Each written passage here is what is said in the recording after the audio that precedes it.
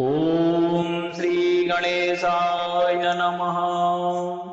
श्री हनुमते नमः। श्री हनुमध्यानम्। ॐ नमस्ते देवदेवेश। नमस्ते राक्षसान्तक। नमस्ते वानराधीश। नमस्ते वायुनन्दन। नमस्त्रिमूर्तिवपुषे वेदवेद्याय ते नमः। रेवानदी विहाराय सहस्रभुजधारिणे सहस्रवनितालोल कपिरूपाय ते नमः। दशाननवधार्थाय पञ्चाननधराय च सुवर्चलाकलत्राय तस्मै हनुमते नमः। कर्कटीवधवेलायां षडाननधराय च सर्वलोकहितार्थाय वायुपुत्राय ते नमः। रामाङ्गमुद्राधराय ब्रह्मलोकनिवासिने विंशद्भुजसमेताय तस्मै रुद्रात्मने नमः। सर्वस्वतन्त्रदेवाय नानायुधधराय च दिव्यमङ्गलरूपाय हनुमद्ब्रह्मणे नमः। दुर्दण्डिबन्धमोक्षाय कालनेमिहराय च मेरावणविनाशाय वज्रदेहाय ते नमः। सर्वलोकप्रपूर्णाय भक्तानां हृन्निवासने आर्तानां रक्षणार्थाय वेदवेद्याय ते नमः। सर्वमन्त्रस्वरूपाय सृष्टिस्थित्यन्तहेतवे नानावर्णधरायास्तु पापनाशाय ते नमः। गङ्गातीरे विप्रमुख कपिलानुग्रहेच्छया चतुर्भुजावताराय भविष्यद्ब्रह्मणे नमः। कौपीनकटिसूत्राय दिव्ययज्ञोपवेतिने पीताम्बरधरायास्तु कालरूपाय ते नमः। यज्ञकर्त्रे यज्ञभोक्त्रे नानाविद्याविहारिणे त्रिमूर्तितेजो वपुषे दिव्यरूपाय ते नमः। कदलीफलहस्ताय हेमरम्भाविहारिणे भक्तध्यानावसन्ताय सर्वभूतात्मने नमः।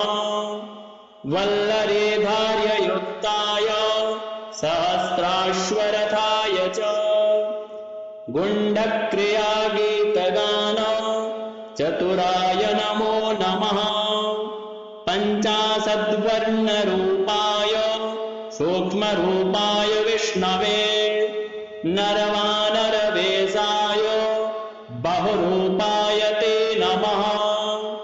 लङ्किणी वसवेलायाम् अष्टादशभुजात्मने ध्वजदत्तप्रपन्नाय अग्निगर्भाय ते नमः।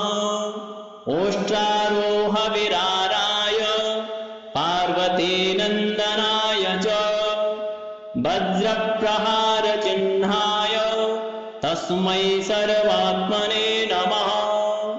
पम्पातीरविहाराय केशरीनन्दनाय च तप्तकाञ्चनवर्णाय वीररूपाय ते नमः। शक्तिं पाशं च कुन्तं परशुमपि फलं तोमरं कीटकं च शङ्खं चक्रं त्रिशूलं मुसलमपि गदां पट्टसमुद्गरं च गाण्डीवं चारुपद्मं विनवभुजगरे खड्गमप्यादधानम् वन्देऽहं वायुसूनुं सुररिपुमथनं भक्तरक्षाधुरीणम्। ॐ नमस्ते देवदेवेश, नमस्ते राक्षसान्तक, नमस्ते वानराधीश, नमस्ते वायुनन्दन, नमस्त्रिमूर्तिवपुषे वेदवेद्याय ते नमः। रेवानदीविहाराय सहस्रभुजधारिणे, सहस्रवनितालोल कपिरूपाय ते नमः।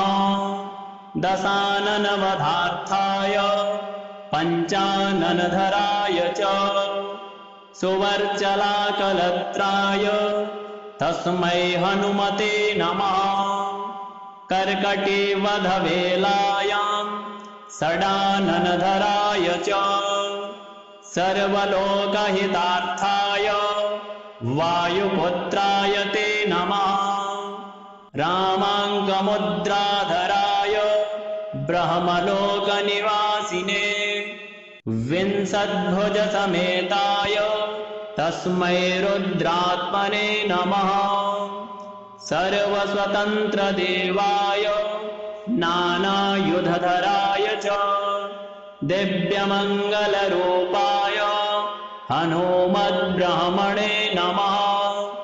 दुर्दण्डिबन्धमोक्षाय कालनेमिहराय च, मेरावणविनाशाय वज्रदेहाय ते नमः। सर्वलोकप्रपूर्णाय भक्तानां हृन्निवासने, आर्तानां रक्षणार्थाय वेदवेद्याय ते नमः। सर्वमन्त्रस्वरूपाय सृष्टिस्थित्यन्तहेतवे, नानावर्णधरायास्तु पापनाशाय ते नमः। गङ्गातीरे विप्रमुख कपिलानुग्रहेच्छया, चतुर्भुजावताराय भविष्यद्ब्रह्मणे नमः। कौपीनकटिसूत्राय दिव्ययज्ञोपवेतिने, पीताम्बरधरायास्तु कालरूपाय ते नमः। यज्ञकर्त्रे यज्ञभोक्त्रे नानाविद्याविहारिणे, त्रिमूर्तितेजो वपुषे दिव्यरूपाय ते नमः। कदलीफलहस्ताय हेमरम्भाविहारिणे, भक्तध्यानावसन्ताय सर्वभूतात्मने नमः। वल्लरीधार्ययुक्ताय सहस्राश्वरथाय च, गुण्डक्रियागीतगान चतुराय नमो नमः। पञ्चाशद्वर्णरूपाय सूक्ष्मरूपाय विष्णवे, नरवानरवेशाय बहुरूपाय ते नमः। लङ्किणी वसवेलायाम् अष्टादशभुजात्मने, ध्वजदत्तप्रपन्नाय अग्निगर्भाय ते नमः। ओष्ट्रारोहविराराय पार्वतीनन्दनाय च, वज्रप्रहारचिह्नाय तस्मै सर्वात्मने नमः। पम्पातीरविहाराय केशरीनन्दनाय च, तप्तकाञ्चनवर्णाय वीररूपाय ते नमः। शक्तिं पाशं च कुन्तं परशुमपि फलं, तोमरं कीटकं च, शङ्खं चक्रं त्रिशूलं मुसलमपि गदां खड्गसमुद्गरं च, गाण्डीवं चारुपद्मं विनवभुजगरे खड्गमप्यादधानं, वन्देऽहं वायुसूनुं सुररिपुमथनं भक्तरक्षाधुरीणम्। ॐ नमस्ते देवदेवेश, नमस्ते नमस्ते राक्षसान्तक नमस्ते वानराधीश नमस्ते वायुनन्दन नमस्त्रिमूर्तिवपुषे वेदवेद्याय ते नमः रेवानदीविहाराय सहस्रभुजधारिणे सहस्रवनितालोल कपिरूपाय ते नमः दशाननवधार्थाय पञ्चाननधराय च सुवर्चलाकलत्राय तस्मै हनुमते नमः कर्कटीवधवेलायां षडाननधराय च सर्वलोकहितार्थाय वायुपुत्राय ते नमः रामाङ्गमुद्राधराय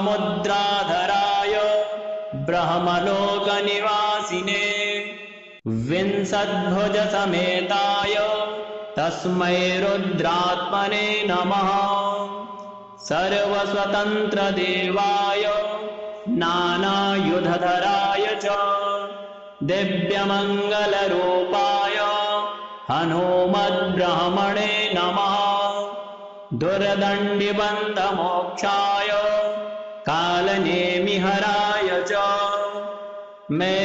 मेरावणविनाशाय वज्रदेहाय ते नमः सर्वलोकप्रपूर्णाय भक्तानां हृन्निवासने आर्तानां रक्षणार्थाय वेदवेद्याय ते नमः सर्वमन्त्रस्वरूपाय सृष्टिस्थित्यन्तहेतवे नानावर्णधरायास्तु पापनाशाय ते नमः गङ्गातीरे विप्रमुख कपिलानुग्रहेच्छया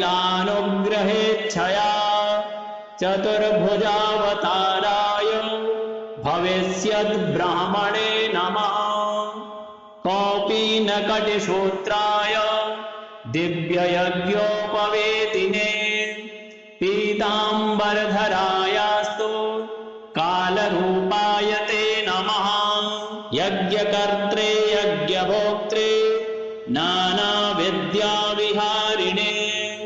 त्रिमूर्तितेजो वपुषे दिव्यरूपाय ते नमः कदलीफलहस्ताय हेमरम्भाविहारिणे भक्तध्यानावसन्ताय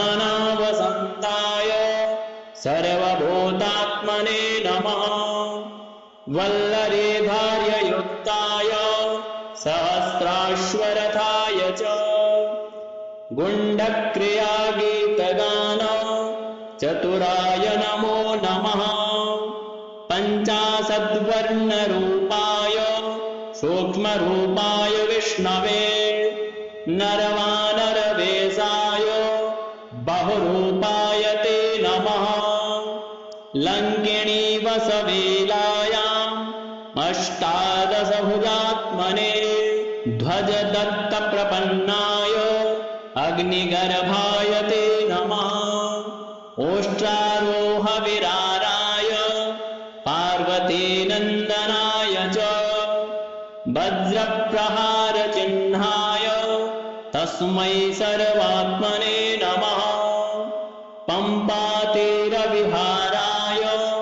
केशरीनन्दनाय च तप्तकाञ्चनवर्णाय वीररूपाय ते नमः शक्तिं पाशं च कुन्तं परशुमपि फलं तोमरं कीटकं च शङ्खं चक्रं त्रिशूलं मुसलमपि गदां पट्टसमुद्गरं च गाण्डीवं चारुपद्मं विनवभुजगरे खड्गमप्यादधानम् वन्देऽहं वायुसूनुं सुररिपुमथनं भक्तरक्षाधुरीणम् ॐ नमस्ते देवदेवेश नमस्ते राक्षसान्तक नमस्ते वानराधीश नमस्ते वायुनन्दन नमस्त्रिमूर्तिवपुषे वेदवेद्याय ते नमः। रेवानदीविहाराय सहस्रभुजधारिणे सहस्रवनितालोल कपिरूपाय ते नमः। दशाननवधार्थाय पञ्चाननधराय च सुवर्चलाकलत्राय तस्मै हनुमते नमः। कर्कटीवधवेलायां षडाननधराय च सर्वलोकहितार्थाय वायुपुत्राय ते नमः। रामाङ्कमुद्राधराय ब्रह्मलोकनिवासिने विंशद्भुजसमेताय तस्मै रुद्रात्मने नमः। सर्वस्वतन्त्रदेवाय नानायुधधराय च दिव्यमङ्गलरूपाय हनुमद्ब्रह्मणे नमः।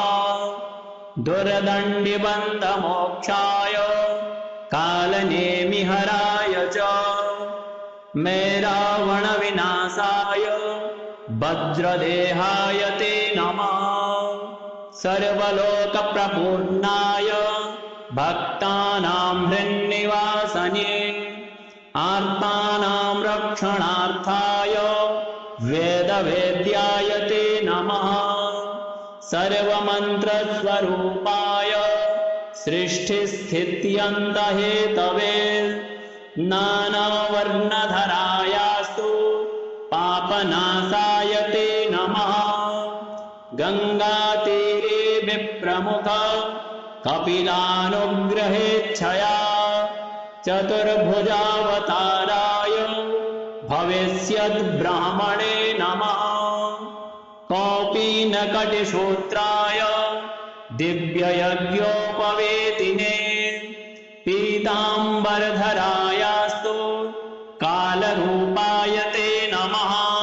यज्ञकर्त्रे यज्ञभोक्त्रे नानाविद्याविहारिणे त्रिमूर्तितेजो वपुषे दिव्यरूपाय ते नमः। कदलीफलहस्ताय हेमरम्भाविहारिणे भक्तध्यानावसन्ताय सर्वभूतात्मने नमः। वल्लरीधार्ययुक्ताय सहस्राश्वरथाय च गुण्डक्रियागीतगान चतुराय नमो नमः। पञ्चाशद्वर्णरूपाय सूक्ष्मरूपाय विष्णवे नरवानरवेशाय बहुरूपाय ते नमः। लङ्किणी वसवेलायाम् अष्टादशभुजात्मने ध्वजदत्तप्रपन्नाय अग्निगर्भाय ते नमः। ओष्ट्रारोहविराराय पार्वतीनन्दनाय च वज्रप्रहारचिह्नाय तस्मै सर्वात्मने नमः। पम्पातीरविहाराय केशरीनन्दनाय च तप्तकाञ्चनवर्णाय वीररूपाय ते नमः। शक्तिं पाशं च कुन्तं परशुमपि हलं तोमरं कीटकं च शङ्खं चक्रं त्रिशूलं मुसलमपि गदां पट्टसमुद्गरं च गाण्डीवं चारुपद्मं विनवभुजगरे खड्गमप्यादधानम् वन्देऽहं वायुसूनुं सुररिपुमथनं भक्तरक्षाधुरीणम्। ॐ नमस्ते देवदेवेश नमस्ते राक्षसान्तक नमस्ते वानराधीश नमस्ते वायुनन्दन नमस्त्रिमूर्तिवपुषे वेदवेद्याय ते नमः।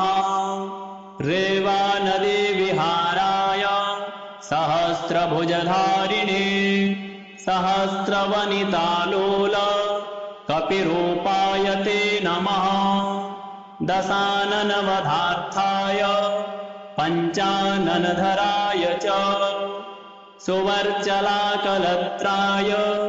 तस्मै हनुमते नमः कर्कटीवधवेलायां षडाननधराय च सर्वलोकहितार्थाय वायुपुत्राय ते नमः रामाङ्कमुद्राधराय ब्रह्मलोकनिवासिने विंशद्भुजसमेताय तस्मै रुद्रात्मने नमः सर्वस्वतन्त्रदेवाय नानायुधधराय च दिव्यमङ्गलरूपाय हनुमद्ब्रह्मणे नमः दुर्दण्डिबन्धमोक्षाय कालनेमिहराय च मेरावणविनाशाय वज्रदेहाय ते नमः सर्वलोकप्रपूर्णाय भक्तानां हृन्निवासने आर्तानां रक्षणार्थाय वेदवेद्याय ते नमः सर्वमन्त्रस्वरूपाय सृष्टिस्थित्यन्तहेतवे नानावर्णधरायास्तु पापनाशाय ते नमः गङ्गातीरे विप्रमुख कपिलानुग्रहेच्छया चतुर्भुजावताराय भविष्यद्ब्रह्मणे नमः कौपीनकटिसूत्राय दिव्ययज्ञोपवेतिने पीताम्बरधरायास्तु कालरूपाय ते नमः यज्ञकर्त्रे यज्ञभोक्त्रे नानाविद्याविहारिणे त्रिमूर्तितेजो बपुषे दिव्यरूपाय ते नमः कदलीफलहस्ताय हेमरम्भाविहारिणे भक्तध्यानावसन्ताय सर्वभूतात्मने नमः वल्लरीधार्ययुक्ताय सहस्राश्वरथाय च गुण्डक्रियागीतगान चतुराय नमो नमः पञ्चाशद्वर्णरूपाय सूक्ष्मरूपाय विष्णवे नरवानरवेशाय बहुरूपाय ते नमः लङ्किणी वसवेलायाम् अष्टादशभुजात्मने ध्वजदत्तप्रपन्नाय अग्निगर्भाय ते नमः ओष्ट्रारोहविराराय पार्वतीनन्दनाय च वज्रप्रहारचिह्नाय तस्मै सर्वात्मने नमः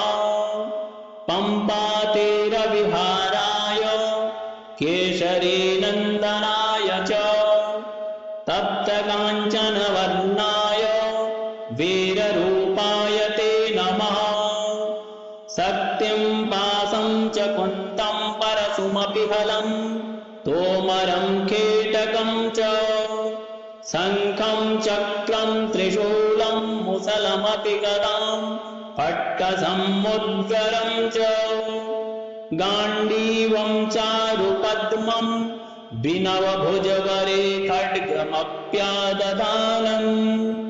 वन्देऽहं वायुसूनुं सुररिपुमथनं भक्तरक्षाधुरीणम्।